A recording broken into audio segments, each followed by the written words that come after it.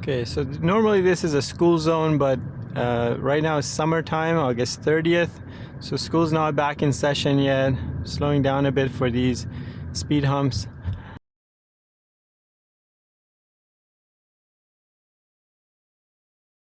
And we're coming up to a regular stop sign. So I'm going to signal to the right.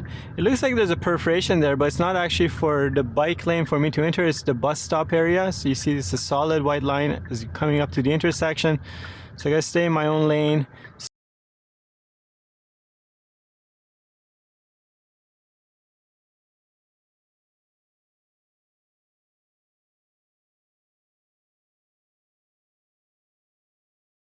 Stop, shoulder check right, inch forward, quarter steering to right just to see what's going on to the left.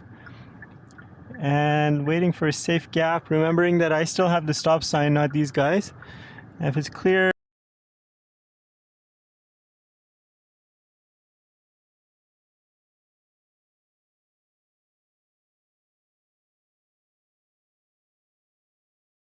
we shoulder check right and we make our turn. And this is a wide single lane road, so I prefer to be beside the yellow.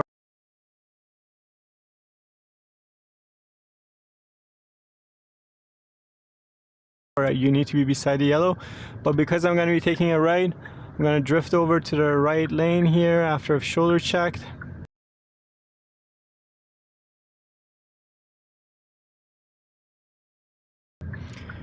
Red light. So red light, if the car in front of me wasn't there, I would still have to come up and stop at the stop line. So here I still have to stop at my stop line.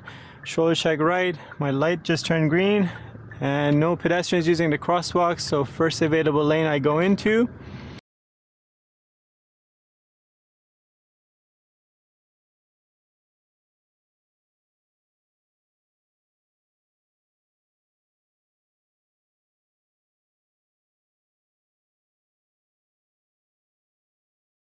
You can see the light up ahead is usually a flashing green, but it was a solid green. So that means the cyclist there has activated the walk signal. So slowing down early to make a smooth stop here behind the stop line.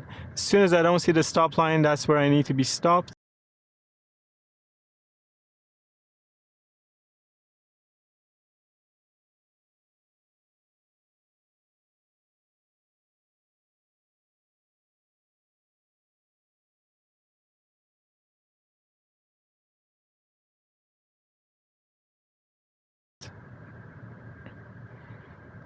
Checking my side mirror to see who's approaching, my rear view mirror as well.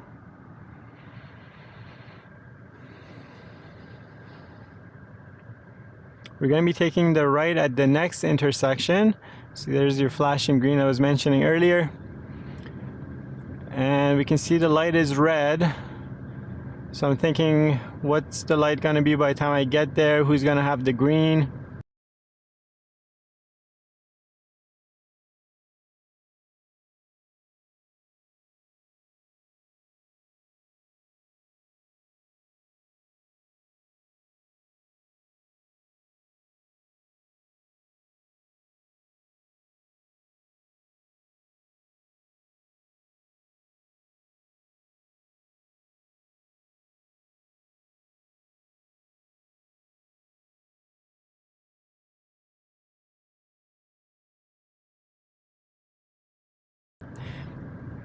I signal right after this driveway here, so it's not confusing as to where I'm turning. Leaving a good chunk of asphalt behind the car in front of me, and light just turned green. I'm checking out that crosswalk up ahead.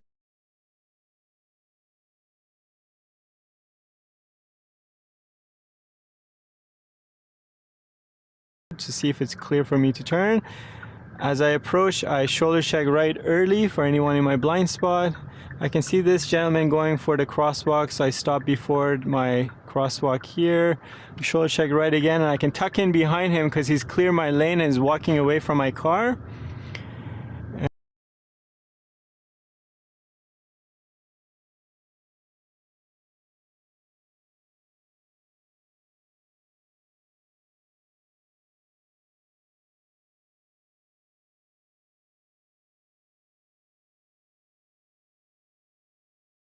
And getting up to speed, even though I see a red light up ahead, I tried my best to kind of give it a bit of hustle before I start having to slow back down for the next light. So I don't want to just be creeping at 30 when I've got a bit more room here to get up to speed and then to slow back down smoothly.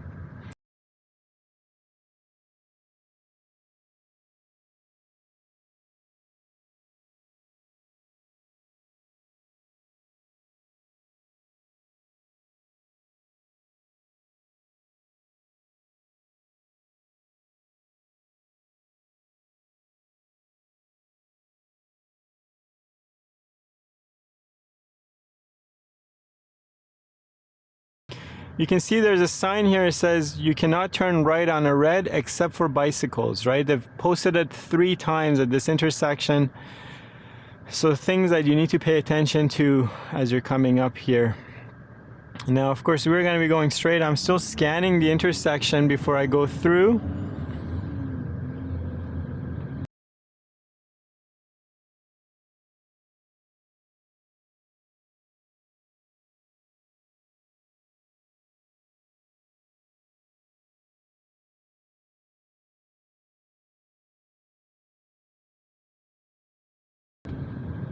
And I'm going to be taking the right at the next intersection.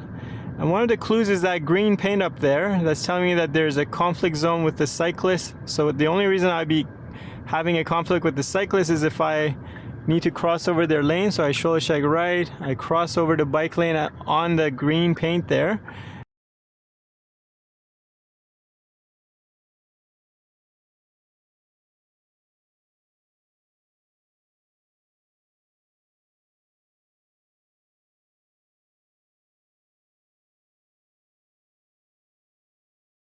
And then I need one more shoulder check for the actual turn here.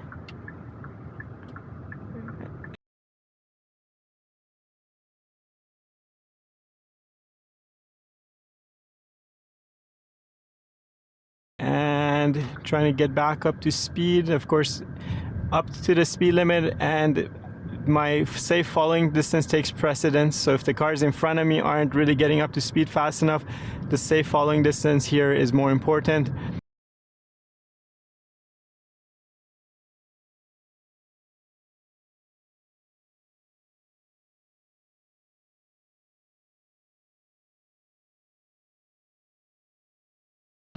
And notice it's a wide single lane road, and I'm preferring to be beside the yellow line. That's where I need to position myself instead of being in the center of that wide lane. I'm going to be coming up to make a right turn at this crosswalk. So I'm going to be signaling to the right and mirror shoulder checking early. And I can see this lady coming up to the crosswalk. I can safely yield to her, so I will. But my shoulder check expires, so I'm going to shoulder check right again. And I'm going to go ahead and make my turn.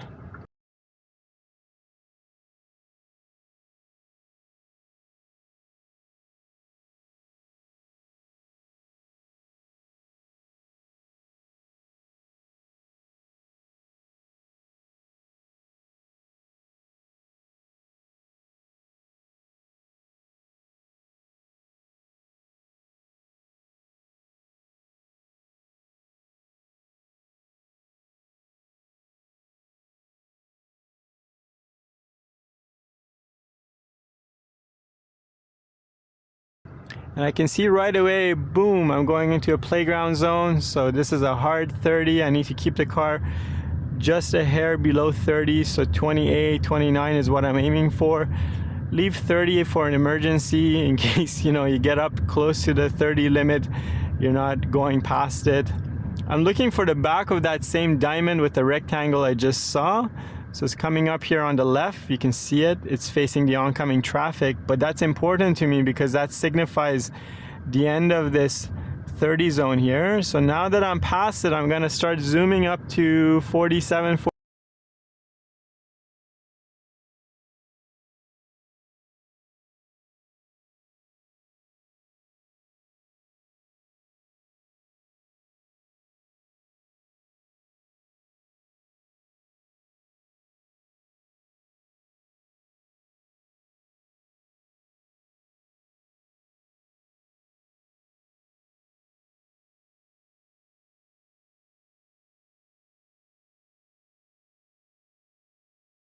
48 to indicate that I know I'm out of that zone, right? If this was a road test, that would be important. I can see the sign here coming up on the right. It says school, but it's just telling me there's a school nearby. This is not a 30 zone because it doesn't have a 30 attached to it. I'm going to be coming up to make a right turn at this intersection.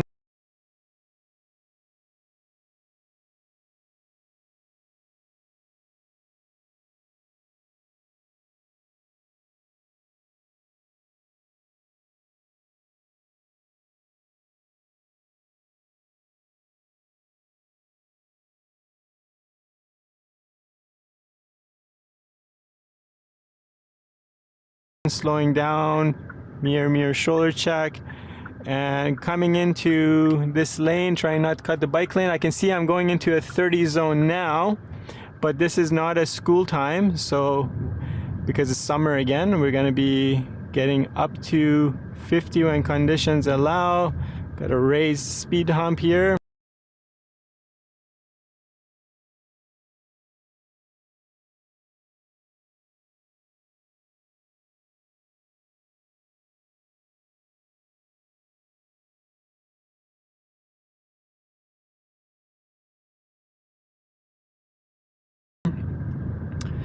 So getting up to 50 whenever conditions let me.